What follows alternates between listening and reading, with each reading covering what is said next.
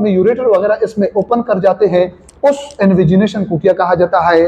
हाइलस कहा जाता है। जब ये यूरिन की फॉर्मेशन कर जाता है तो ये urine next tube like structure में ट्रांसफर कर देता है, जो उसको कहां तक ट्रांसफर करते हैं? यूरिनरी ब्लैडर तक।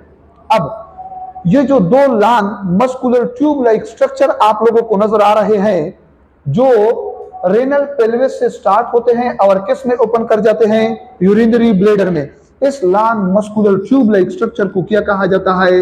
यूरेटर कहा जाता है। तो the long muscular tube like structure which arises from the renal pelvis of the kidney and open into the urinary bladder, उसको क्या कहा जाता है? यूरेटर कहा जाता है। अब अगर यूरेटर की लेंथ की बात की जाए तो इसका लेंथ कितना होता है? शाबाश, 28 सेंटीमीटर होता है। ये भी दो होते हैं। जो राइट किडनी से आता है उसको राइट यूरेटर कहा जाता है, जो लेफ्ट किडनी से आता है उसको लेफ्ट यूरेटर कहा जाता है। तो किडनी की तादाद भी दो होती है, प्लस यूरेटर की तादाद भी क्या होती है? 2 होती है। किडनी का फंक्शन आप लोग को मैंने बताया, फॉर्मेशन ऑफ यूरिन करना। क्या करना? फॉर्मेशन ऑफ यूरिन करना। और इसका जो फंक्शन आप लोग को मैंने बताया यूरेटर का, इसका और कुछ काम नहीं है। ये सिर्फ और सिर्फ क्या करता है कि यूरिन की ट्रांसफॉर्मेशन करता है। कहां से कहां तक? किडनी से यूरिनरी ब्लैडर तक। तो याद रखिए, किडनी से यूरिनरी ब्लैडर तक यूरिन की ट्रांसफॉर्मेशन कौन करता है? यूरेटर करता है। कौन करता है? यूरेटर। अब आते हैं किसके ऊपर? यूरिनरी ब्लैडर के ऊपर। किसके ऊपर?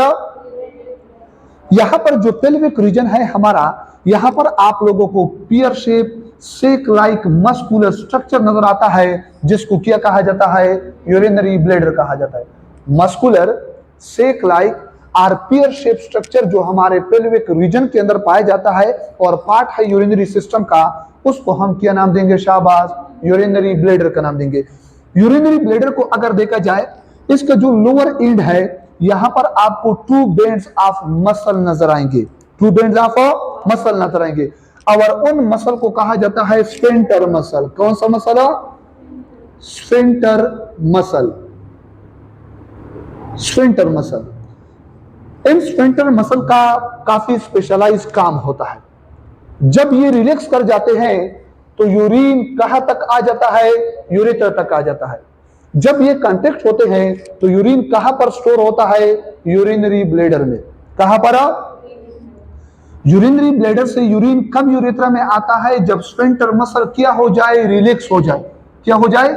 लेकिन याद रखें, ये जो स्फिंक्टर मसल होते हैं ये इन्फेंट्स में इनवॉलंटरी होते हैं।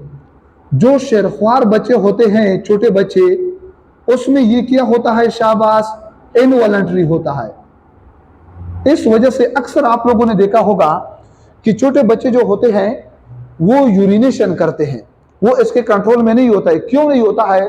क्योंकि जो स्फिंक्टर मसल है ये खुद ब खुद क्या कर जाते हैं? रिलैक्स कर जाते हैं। लेकिन अगर हम देखें इसको एडल्ट में, तो एडल्ट स्टेज में ये क्या हो जाते हैं? वॉलंटरी हो जाते हैं। और इस वजह से जिस टाइम हम चाहे, जिस टाइम यूरिनरी ब्लैडर के अंदर बहुत ज्यादा यूरिन अकोमोडेट हो जाए, आफ्टर दैट हम इसको रिलैक्स करके और कौन सा अमल कर जाते हैं? यूरिनेशन कर जाते हैं। तो स्फिंक्टर मसल किसके अंदर इनवॉलंटरी होते हैं? इन्फेंट्स के अंदर। और किसके अंदर वॉलंटरी होते हैं? एडल्ट्स के अंदर। समझ आ रही है? ये किस पार्ट के अंदर मौजूद होते हैं? Urinary bladder. यूरिनरी ब्लैडर के लोअर पार्ट में। कितने बैंड्स में? 2 बैंड्स में। और उन मसल को क्या कहा जाता है? स्फिंक्टर मसल कहा जाता है। अब इस यूरिनरी ब्लैडर का और किसी किस्म का काम नहीं है, मां से वाय ये सिर्फ और सिर्फ यूरिन को क्या करेगा? स्टोर करेगा। दैट्स वाई इसको यूरिन रिजर्वायर कहा जाता है कि हम